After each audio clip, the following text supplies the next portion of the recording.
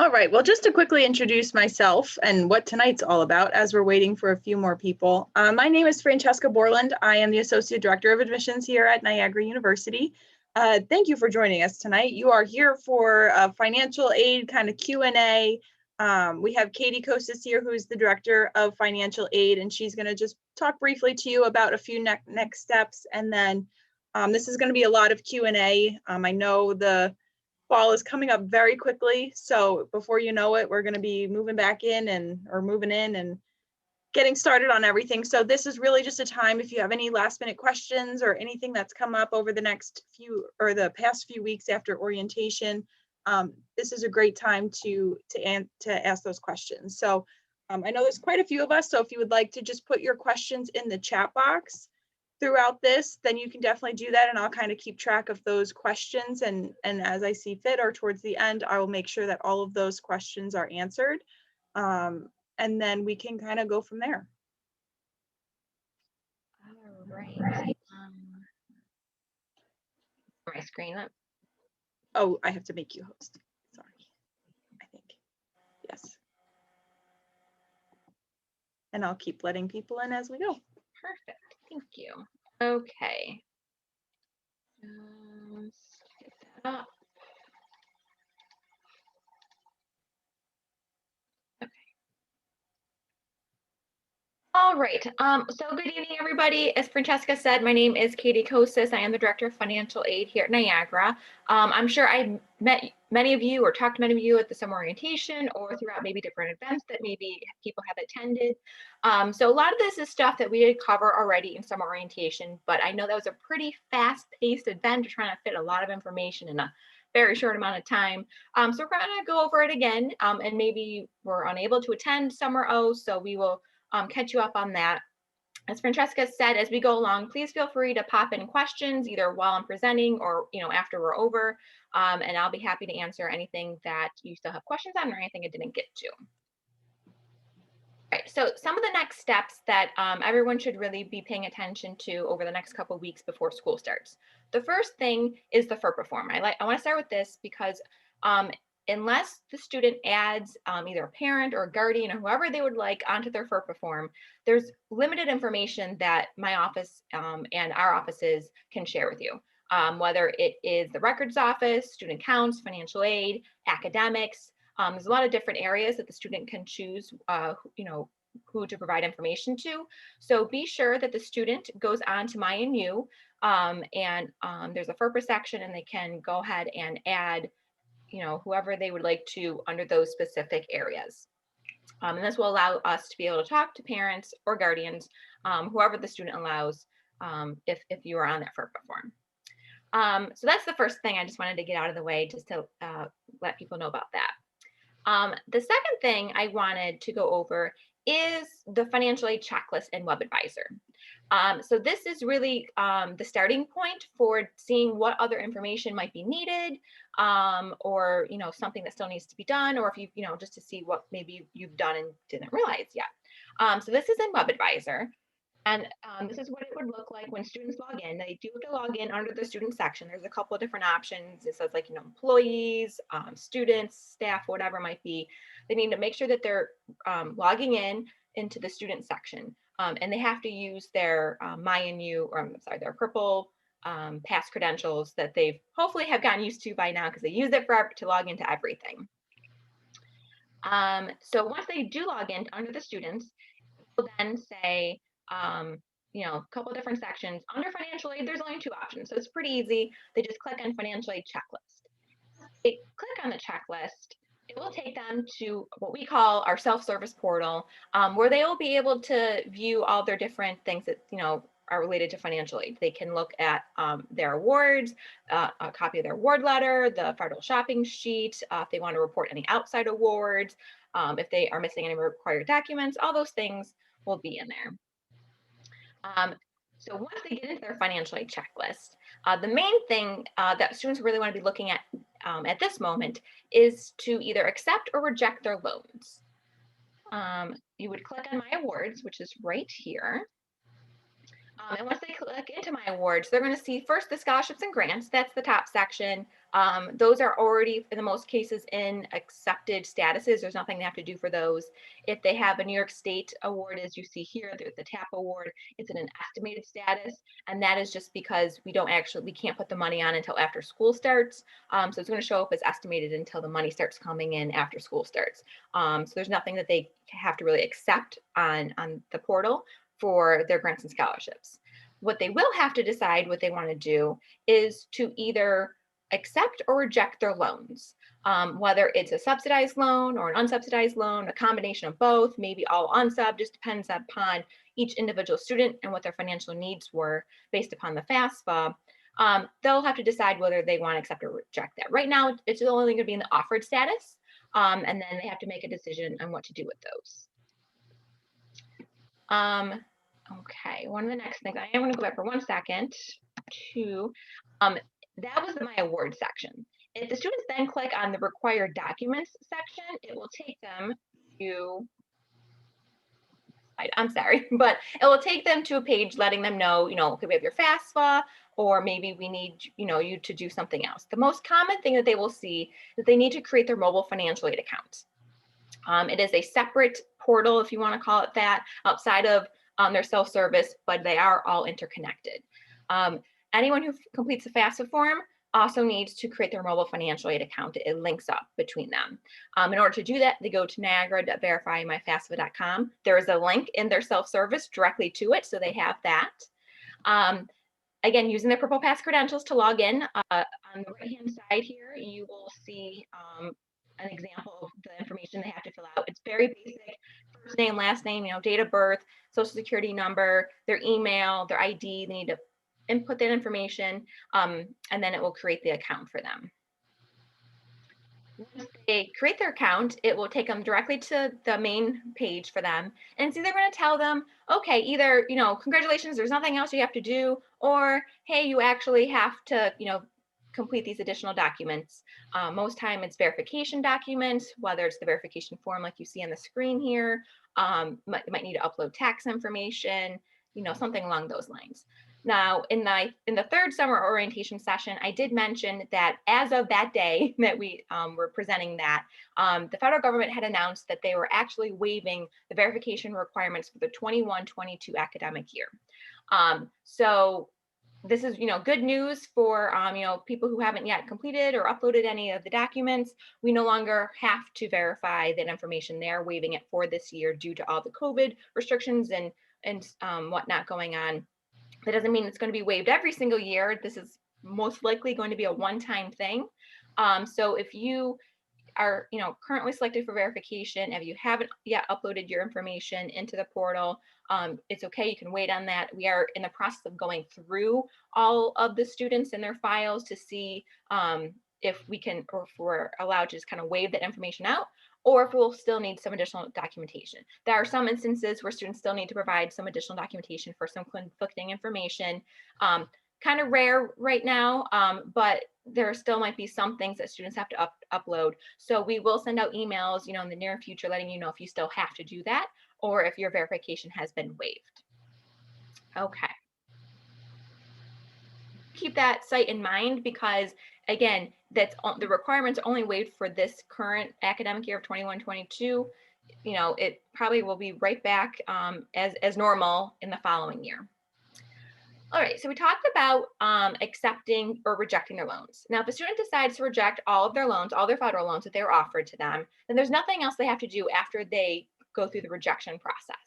However, if they decide to accept any one of the loans or both or a portion of one or whatnot, there are a couple additional requirements that students have to complete.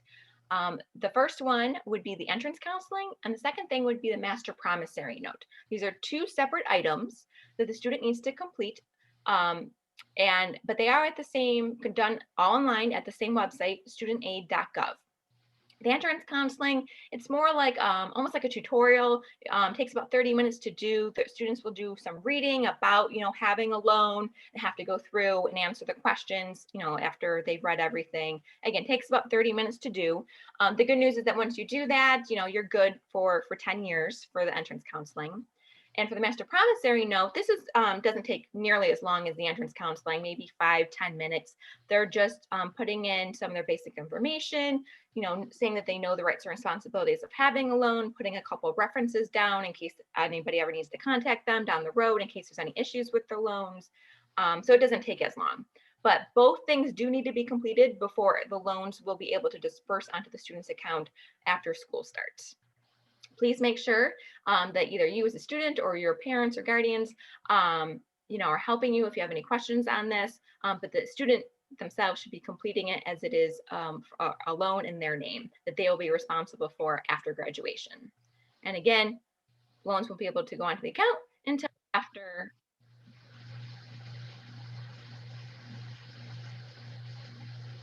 If you are a New York State resident, you will also need to complete the New York State TAP application. Some students and parents have already done this, so that's great. But if you haven't done it yet, or if you don't see, if you're not sure, please go to hesc.ny.gov. That's the direct link to the New York State website, and either complete the form or make sure that our school code is on there. Our school code for TAP is 0560 for undergraduate students. So they need to make sure that that is on there and not another school's ID number or school code. And again, if you haven't yet applied, make sure you do so as soon as possible so that we can make sure that you have accurate numbers in your financial aid package. Right now, if you see it in your financial aid package, that's just because that when we put together packages, we just put an estimate in there based upon the information we have. That's not really New York State officially saying, yes, yay or nay to anything. That's just us doing an estimate based upon the information on your FAFSA form. You still have to do that as a separate application in order for the money to come directly to Niagara University. The level of tuition plan, I mentioned this in the summer orientations as well. I've been sending out emails. I believe admissions sent out maybe a text message to students who maybe hadn't signed up for it yet. The level of tuition plan, what it does is it actually locks the tuition rate in for 8 consecutive semesters for freshman students. So you would pay for this first year $500 more than what normal tuition is, but that amount then stays the same for your second, third, and fourth years. You are guaranteed never to pay more than anybody else. So if for some reason tuition doesn't go up the typical, 2 to 4%, it does every year, then we would adjust that for you. Out of the 26 years of doing this, we've only had to do that once. So it is rare, but we would definitely adjust that for you just to make sure that you are seeing those savings and not paying more than anybody else. But it is a good budgeting tool and allows you to know what the tuition will be for you for the next 4 years. If you would like to sign up for this, students will do that in their admissions welcome portal, the same place where you signed up for summer orientation. You would go into there, and I'll show you a screenshot on the next one in just a second of where exactly that will be. But it does lock the tuition rate in for the 8 consecutive semesters. And if tuition goes up as it typically has, students and parents could save up to $5,000 over the next full 4 years. This, it's in the welcome portal through the admissions site. On the left-hand side, level tuition plan. Now, if the student is younger than 18 at the time of completing the contract, one parent will have to actually sign a copy of it as well. So you just print off a copy, sign it, and send it into my office, and we'll get that going for you. If you're 18 or older, there's no need for a parent to sign it. And you yourself as a student has just signed up for that, and then your bill will be adjusted in a short amount of time. The bill. I wanted to bring in some of the student accounts aspect of it as well. Just as a reminder, the payment due dates, the first one for fall is August 23rd.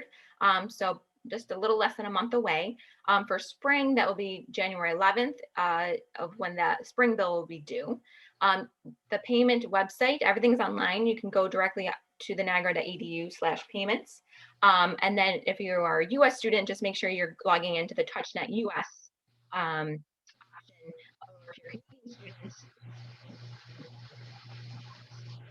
so you can go ahead and do that. We also, I didn't include them in this slide, but we do have payment plans as well that you are able to sign up for that breaks the payments into 4 or 5 payments per semester. There's a $25 fee to sign up for that. I'm not sure if you might have missed the 5 payment sign up at the moment. Let me just look really quick. Actually, I have the stuff here.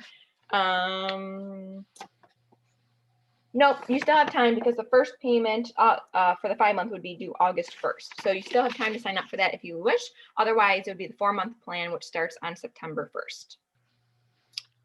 The online, as I said, is the online billing system. So you will not receive a paper bill. If you were wondering where your bill is, it has been emailed to the student, and they need to start checking their Niagara emails, because that is where that bill is being sent to. Again, all student counts information is emailed out starting this year. Students are able to add authorized users to the billing system, so they can add you as the parent or the guardian onto that, and your email address, and you would be notified, in the future as well of when bills are sent out, or something's going on. You can view billing statements on there when they add you as an authorized user. You can make payments, set up the payment plans in there, put up a refund or your banking information if you are expected to get a refund or whatnot. So all those things can be done in the TouchNet system. To go over before we start opening up for questions, the first day book program. This is something that we started last year. So all students, undergraduate students who are full-time, are charged $200 per semester for their books. It really is a book rental system. At the end of the semester, students would have to return those books in order, to not have extra charges put onto their account. Again, full-time students, it's $200 per semester. If for some reason they're part-time, it would be $40 per the class. It does cover all the required course materials, including the digital or physical textbooks, whichever one the professor has set up, lab manuals, access codes if you need something for that particular class. Now, you don't have to go with this. Students may opt out of it before the first day of class. This can be, sometimes maybe if in your last semester, like I know some student teachers, who are in their last semester, they don't really have any books to buy per se, so they opt out, they don't have that charge. But I would say probably, for the first couple of years, depending upon what major you're in, what program, you're most likely, better off to do the book, the first day book program. If you like to keep your books, I know sometimes that comes up. I mean, you can opt out as well, or at the end of the semester, you can choose to buy that book. There are options, but just know that $200 charge is on your bill. If you're wondering what that was, it does cover all of your book for that semester. And again, they must be returned at the end of the semester, or else you will see, other charges on your account in the spring. And mandatory health insurance. When I asked my team up front, when I said, hey, what do you guys really want me to mention tonight? The first thing they said was, please talk about the health insurance. So health insurance, it is mandatory for all students to have health insurance of some sort. An automatic charge will be showing on your bill. I believe it's like $26.92, almost $2,700 for the year. And that you are able to opt out of that. So if you are able to show that you have sufficient health insurance in another manner, that charge will come off of your account. There are a couple steps you have to do, though, in order for that to happen. You have to go to the website that's attached, thehaler.com/college, Niagara University. Go to that website. The student will have to opt out of the health insurance plan and also provide documentation showing that they have sufficient health insurance as well. So it's a two-step process. It will take about 10 to 14 days for that to be processed and for the charge to come off. So unfortunately, it's not an automatic thing. But just know that if you've done all those two requirements, within 10 to 14 days, those charges will come off of the student's account, which you can, view anytime in their TouchNet system or in their portal. So it is mandatory. It will be on their charge. You'll see on the bill. Maybe wondering why your bill's higher than you thought it was going to be. It's because of that. Now, if you don't have sufficient health insurance, students will be charged that and will have to pay that. And then options for remaining balance. The two main things that we talk about a lot for options if you're trying to look into different options. One would be the Parent Plus loan. This is a federal loan in the parent's name. You can apply at studentaid.gov, the same place for if the student's going to fill out the other loan forms, same place you fill out the FAFSA. Make sure you're applying for the Parent Plus. There's a Graduate Plus. There's some other loans. Make sure you're doing the Parent Plus loan at the studentaid.gov website. Again, it's in the parent's name. You can either decide to take out a certain amount Let's say you need 10,000 to take out 10,000, or you can say max, and then we'll put up the most we can within the cost of attendance requirements for each student. That's definitely a popular option that parents go with. It is a fixed interest rate. There are some like built-in death and disability benefits options in there as well. But the thing is that it will always be in the parent's name. It can't be transferred to the student at a later time. That's just not an option. The other option is what we call like a private alternative loan or private student loan. It's a private loan in the student's name, but they will need a co-signer for this. So whether it's a parent or maybe another relative, that they will have to co-sign for that. One of the nice things about the private out loans is that the majority of the companies out there do have a co-signer release option. So after so many on-time payments, 2 years, 3 years, depends what it might be for each one, the co-signer can be released from that, and then it's just solely in the student's name. So that is something to think about. There's fixed to variable rates, just depends on what you're comfortable going with. You can do that if you want to view our preferred lender listing, you can go at elmselect.com. But you don't have to go with one of the ones we recommend. Those are just ones that, a lot of our students tend to go with. But again, you can go with any, private lender that you find.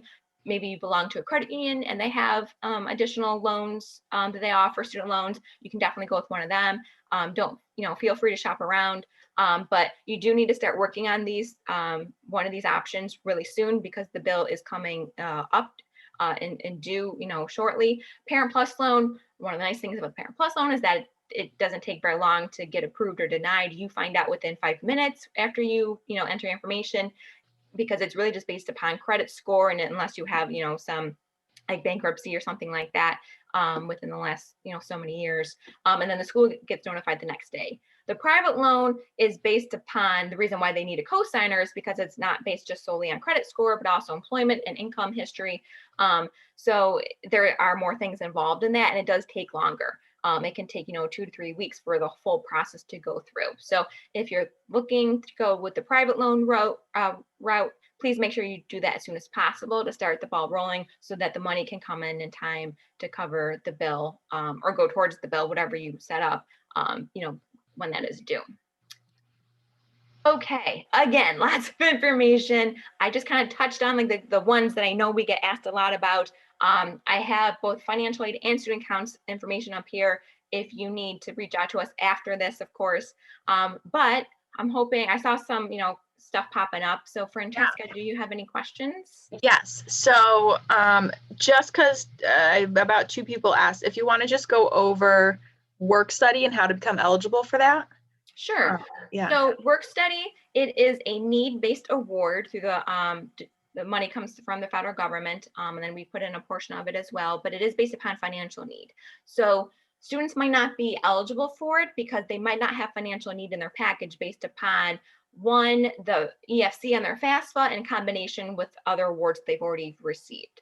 So that's one reason why students might not be eligible. It might just be that they don't have the required amount of financial need that is needed in order to have that award. On the other hand, you might be financially eligible for it. You might have financial need in your package, but we have a limited number of positions. Unfortunately, I think we have maybe about 80 or so positions this year for new students to offer out. So because of the limited number of positions, we are unable to offer it to all students who are technically financially eligible. If you have not received, if it's not in your award letter currently in your award package and you are interested in it, first I would check with our office to make sure that you're financially eligible for it. And then the next thing would be to contact Career Services. Actually, Krista in Career Services, you would contact her to go on a waiting list.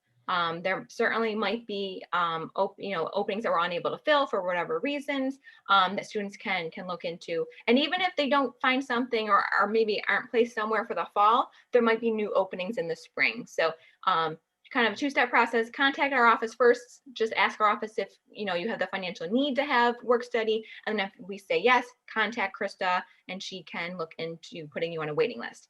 It's also a good idea to contact Krista because she doesn't only do work study, she does all student employment on campus. So there's several jobs on campus that hire students, that have nothing to do with the work study program. So even if we tell you that you're not financially eligible for work study, you can still contact Career Services and see what other jobs might be available on campus. And then we have a question, if you can explain what subsidized and unsubsidized loans are. Sure. And if they've already accepted it, if there's still a way they can change it now that they have a better understanding of it. Yeah, sure. So both subsidized and unsubsidized are direct loans. Technically, the student applied for it, or the application for that was through the FAFSA form. Once we receive the FAFSA, we package you with the maximum amount of loans that you're eligible for that year. So as freshman students, the maximum is $5,500.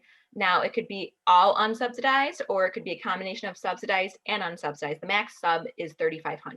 Now the difference between the two is that the subsidized, first off, it's need-based. So you have to have financial need in your package in order to have that loan.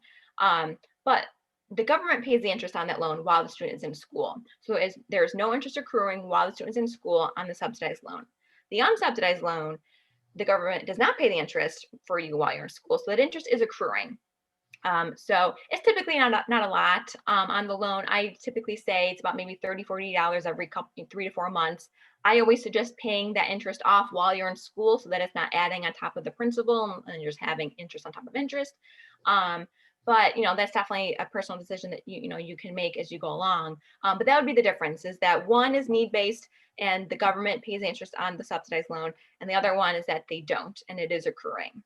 But the overall limits of $5,500 remain the same for freshman students. And yes, the second part of that question was that if you have already accepted your loans and now you decide that you maybe, you want to reject the unsub or whatever, you can still do that. You can't do it in your portal anymore. It's kind of like a one and done in there, but you would email our office at thefinaid@niagara.edu, just letting us know what exactly you would like to do.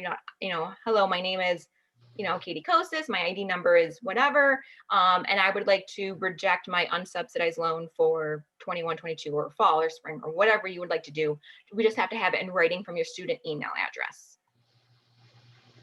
Awesome. And then do you know if the book program is for nursing students as well? Mm-hmm. Yes. Okay. So yes, the book program Yep. includes nursing students. Correct. Let's see here. My daughter is in the Justice House and needs to add a meal plan so it could be added to her bill. How do we go about contacting her for that? Sure. I know they're still kind of assigning all the actual room assignments for the Justice House. I don't think that's happened yet. They're in the process of that. But as far as the meal plan goes, you can go ahead on to, I believe it's under student accounts. Hang on, do I have the website here?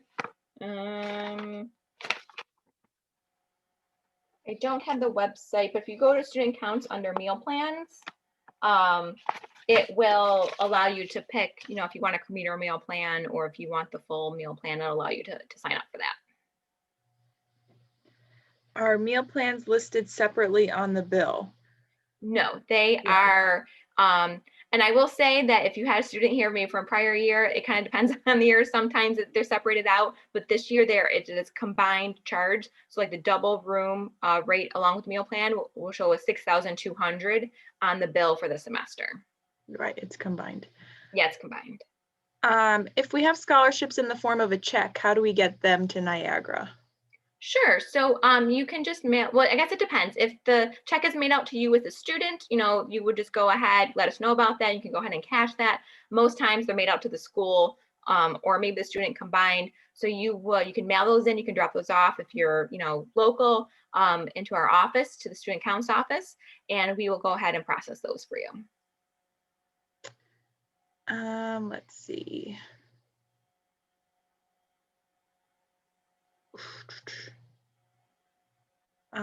Can we call your office during the day for further questions? Absolutely. Definitely feel free to call any of our offices during the day for any questions. And if you have specific questions to your account, we can definitely help you throughout this process. Yeah, we're all, Monday through Thursday, we're there 8:30 to 4:30, and Fridays we're only there until noon. But, if you call after that, leave a message, we'll get back to you the next morning. Right. Are all the scholarships that were listed on the Niagara website awarded already at this point? No, they have not been. A few have, but the majority have not. So the next couple weeks of the first 2 weeks of August is when we're really focusing in on those. So if your students, you yourself as a student or your parents, if you haven't yet applied in our SOS system, and then you can find that in MyNU Scholarship Opportunity Search, please make sure you go ahead and do that by the end of the week. As I said, the first couple weeks of August is when we're really digging into those to start awarding. Let's see. Are the books for the nursing programs eligible for buyout after we continue the program? Yes, I would assume so. Yeah, Right? yeah. I mean, anybody has the option to buy, whatever, to actually just buy out the whatever books they want to keep. Yeah. I would, if you have any specific questions on the first day book program, I would contact the bookstore, Barnes and Noble's bookstore. They will actually, they're kind of like the managers of this program, so they will be able to answer any of those more in-depth questions that you might have pertaining to the bookstore, the book program. And then I know there's a question here about dropping the students off, so I'm assuming move-in day. So we know that move-in day for freshmen is going to be August 27th. Details about what that day is going to look like will be starting to come out. I do not believe anything has been released just yet, but definitely keep an eye out. And I know Katie mentioned this before, make sure all students are starting to look at their Niagara email address. Yes. The deadlines have passed on many, but can we still apply for scholarships? Yeah, if there are any of the endowed scholarships, if there are internal ones, I mean, we have some like local external ones on there too. Those ones, if those deadlines have passed, or that you wouldn't be able to apply for those. But anything that's through Niagara specifically, you can still, even if it says the deadline has passed, feel free to go ahead and still apply for that. When do the students get their ID badges?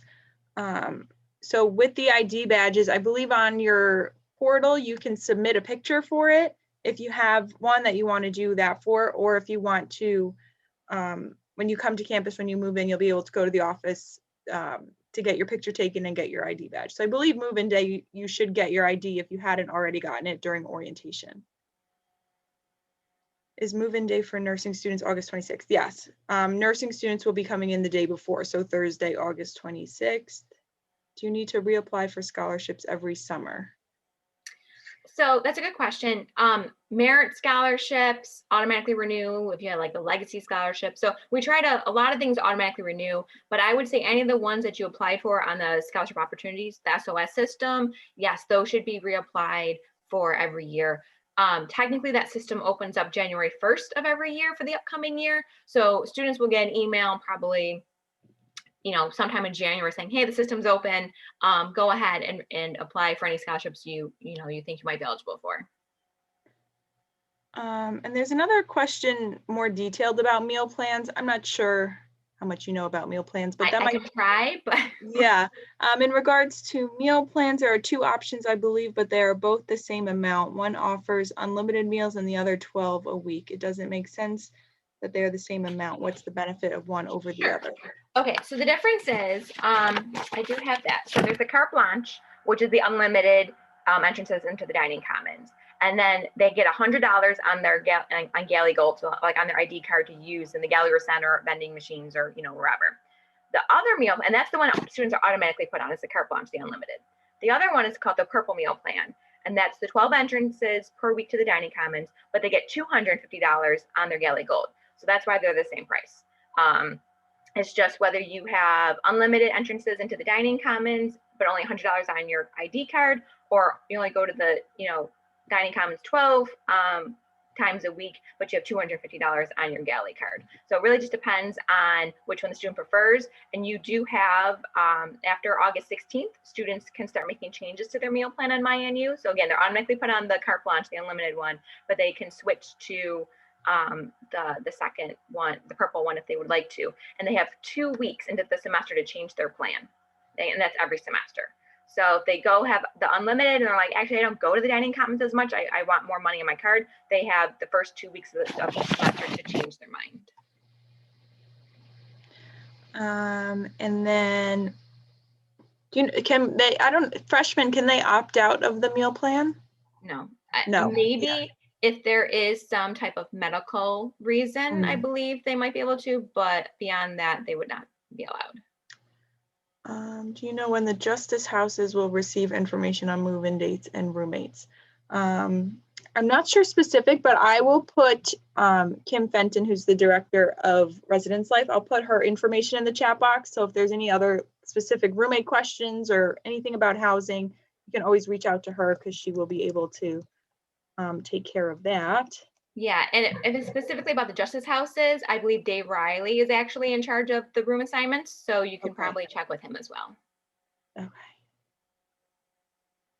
Any other questions? That seemed to have been the last one that trickled in. So if there's anything else, just as a reminder going forward, I know this is a whole lot of information, but we're all still here. So everyone here in admissions is still here to answer any questions and to be a point of contact. So definitely use your admissions counselor going forward to help put you in contact with those that, you know, see fit when it comes to your questions. Do we have to do anything else for the 10-day trial to dorm? Oh, I don't know what that is. So that's like I think they called it like the commuter connection before. You know, like they have the first 10 days Okay. to see if they want to, like, if they like living on campus. Oh, okay. Okay. I mean, as long, if you're already set up with it, I don't think there's anything Yeah. else you'd have to do, but just maybe double check with Res Life to make sure that you're all set on that. Yeah, and I put Kim's information in there. So great, thanks. Is the tuberculosis test absolutely necessary for, so specifics about from health services, or I would definitely reach out to health services about specifics when it comes to the physical that students need to submit. Yeah, I would definitely reach out to them. Yeah. But yeah, so definitely use your admissions counselor. We'll connect you to anyone on campus, just like we're kind of doing tonight. We'll definitely keep in touch. Does your admissions counselor stay the same? Technically, yes, but after you kind of begin at Niagara, you kind of switch over to the academic advisors and everyone that kind of works with you throughout your 4 years. But I mean, we're always here, so you can definitely connect with your admissions counselor at any point or anyone in admissions. Okay, wait, we have a couple more questions. If the FERPA has been completed, do parents get notifications of upcoming payments or payment issues?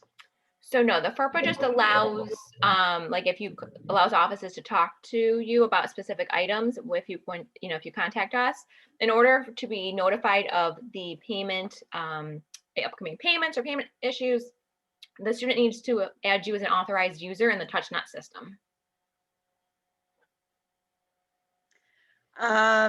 Morgan is great, definitely. For a student who is not dorming, do they just pay cash for food and drinks in the dining hall, or do they need a meal plan? So you can, if you want to pay cash, then you can definitely go ahead and pay cash. There is an option if you want to put money onto your ID card so that you can just use your ID card in all the places on campus, then you can do it that way too. So yeah, there's also students can get commuter meal plans specifically. So they are, again, a combination of like entrances into the dining hall and money on your card. They're just like different levels that the students can choose from as well for commuters who wanted to do that. absolutely. Thoughts on the rising COVID rates? So this is just a day-by-day situation at this point. So we're kind of adhering to what's going on with the state and any protocols that are going on with the state. We're obviously trying the best that we can in any way that we can on our campus. So again, with everything that's changing over even just the past day, we're gonna have to wait a little bit just to see what's gonna happen going forward. How do we get notified, and how do we make payments towards the loan interest? Sure. So the students, because it's the students' loans for the federal loans, they will be getting all the communication. So depending upon the information they put in for the master promissory note and entrance counseling, those are the emails that, or mailings that will it'll be going to. It will take a little bit for first-time students for the information to get from our office up to the federal sites. And then they kind of divide it up into different loan servicers that they use. So it's not going to be something like right away, but hopefully by like December and whatnot, you'll start potentially getting information about like who the servicer is. And students can always check that information through the federal sites as well. They can log in, with the information, they'll see who their servicers are. And we can get those sites, once it gets a little bit closer to that. And once you know what servicer you have through the federal government, then you'll be able to pay the interest on those loans if you wish.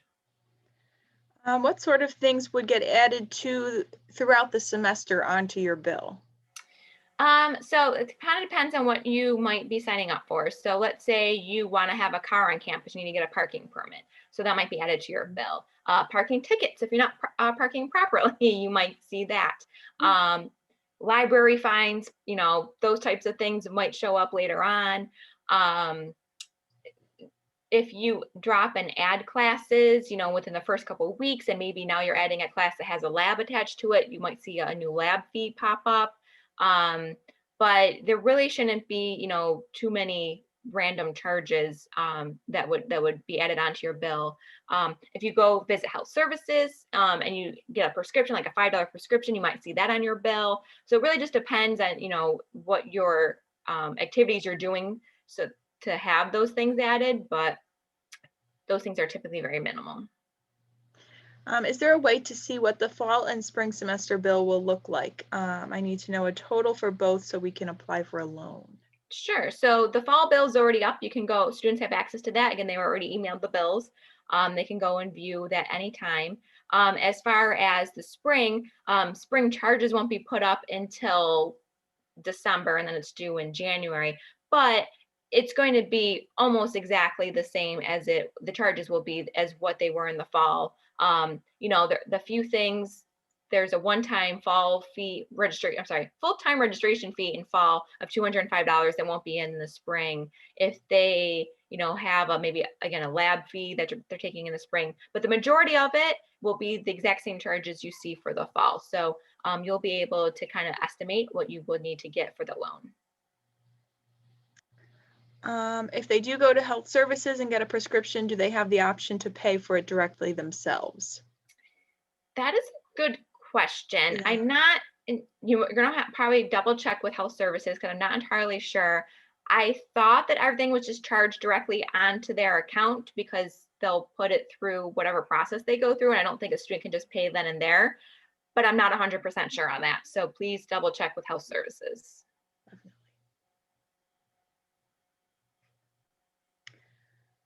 You're welcome. All right. Any other questions?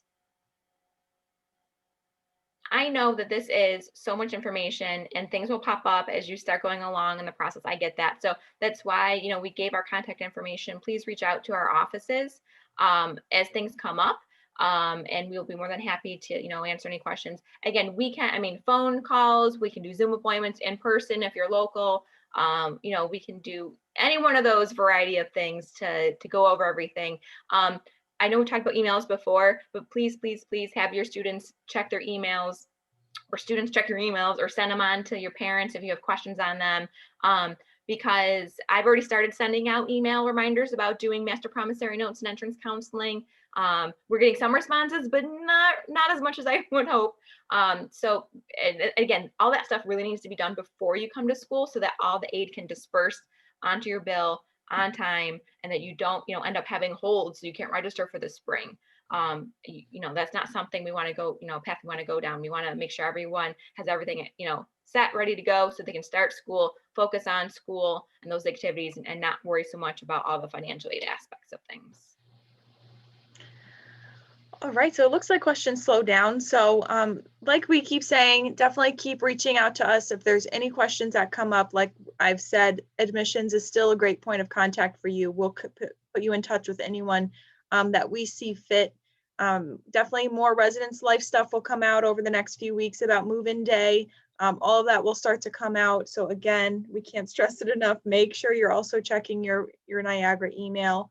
And then we're going to take it from there. So definitely we'll be sending out a lot of reminders and emails and everything like that.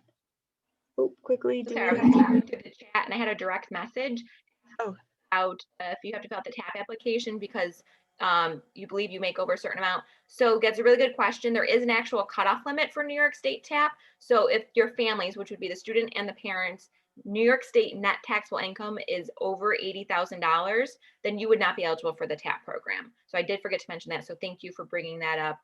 So now if you know for sure that your income, New York State net taxable income is above that amount, then you would not have to apply for the TAP grant. Sorry, just real quick, see if there's anything directly to me that I might have missed. So there you go. There is that question. Awesome. All right. Well, thank you so much, everyone, for joining us. We hope this was pretty helpful. I know it was a lot of information. More questions will come, and we're going to be here for you with anything that comes up. But thanks for joining us tonight. And I hope you have a great rest of your night. Bye, everybody. Thank you.